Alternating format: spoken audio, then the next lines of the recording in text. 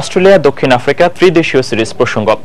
আসরে দ্বিতীয়বারের মতো আজ মুখোমুখি হতে যাচ্ছে অস্ট্রেলিয়া ও দক্ষিণ আফ্রিকা। এই ম্যাচটি দু দলের জন্যই গুরুত্বপূর্ণ।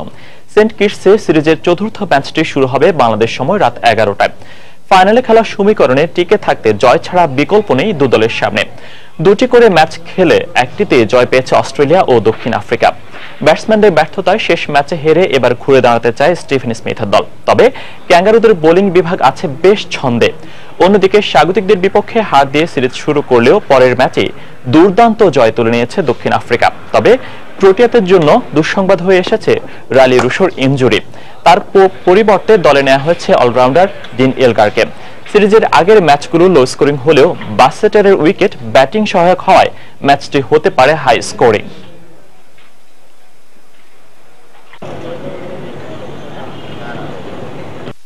কালবৈশাখী ঝড়ে পটুয়াখালীতে গাছ চাপা পড়ে দুই নারী নিহত হয়েছেন।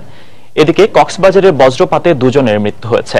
সকাল 9টার দিকে পটুয়াখালীর সদর উপজেলায় কালবৈশাখী ঝড় আঘাত হানে। প্রচন্ড বৃষ্টির সঙ্গে বইতে থাকে দমকা বাতাস। ঝড়ের তাণ্ডবে উপড়ে পড়ে শত শত গাছ, বিধ্বস্ত হয় শতাধিক ঘরবাড়ি। এতে ছোট বেখাই ইউনিয়নে তানজিলা নামে এক নারীর মৃত্যু হয়।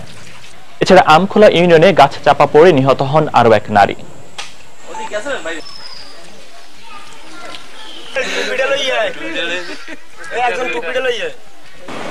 কক্সবাজারে গতকাল রাত থেকে ভারী বৃষ্টিপাত হয়। বৃষ্টিপাতের সময় আজ দুপুরে উখিয়া ও টেকনাফে বজ্রপাতে দুইজনের মৃত্যু হয়। এ সময় সাগর উত্তাল থাকায় বঙ্গোপসাগরে অবস্থানরত মাছ ধরার নৌকা ও ট্রলারগুলো উপকূলে নোঙর করে রাখা হয়। উত্তর বঙ্গোপসাগরের নিম্নচাপের কারণে কক্সবাজারে 3 নম্বর সতর্ক সংকেত বহাল রাখা হয়েছে।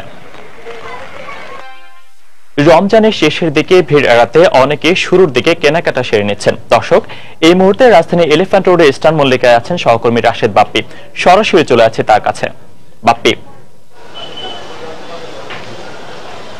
ফয়সাল, আপনি জানেন আজ রমজানের পঞ্চম দিন, অর্থাৎ পঞ্চম রোজা চলছে। আর আজ কিন্তু শনিবার, আজকে সপ্তাহের ছুটির দিন। সেই দিনকে কেন্দ্র করে কিন্তু সামনে যে মাহে রমজান শেষে যে পবিত্র ঈদ উল ফিতর আসতেছে, সেই ঈদকে কেন্দ্র করে কিন্তু রাজধানীর বিভিন্ন মার্কেটে কিন্তু ক্রেতাদের ব্যাপক পরিমাণে সমাগম আমরা লক্ষ্য করেছি।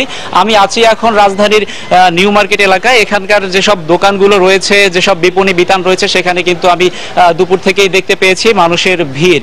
আসলে আমি এখন আপনারা যে দোকানটি দেখতে পাচ্ছেন, সেখানে নারীদের বিভিন্ন ধরনের সামগ্রী বিক্রি হয়। এর মধ্যে রয়েছে 3 পিস। আর এই দোকানটিতে 3 পিস গুলো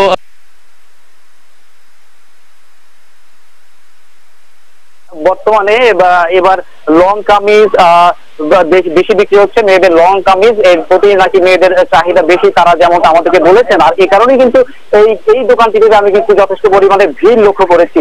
আর একটা বিষয় হচ্ছে, আজকে শনিবার দুপুরবেলা কিন্তু বৃষ্টি হয়েছিল। আর এই বৃষ্টি কেন্দ্র করে কিন্তু আজকে রাজধানীর আবহাওয়াটা একটু ঠান্ডা। এই ঠান্ডা আবহাওয়ায় কিন্তু আমি ক্রেতাদের উপচে পড়া ভিড় লক্ষ্য করেছি। যদিও এখানকার বিক্রেতারা আমাদেরকে যেমনটা বলেছেন, তারা বলেছেন যে যেহেতু রমজানের মাত্র শুরু হলো, আর কয়েকটা দিন যাওয়ার পরেই কিন্তু ক্রেতাদের উপচে পড়া ভিড়টা তারা ক্রেতাদেরকে বেশি দেখা যাবে বা ক্রেতাদের।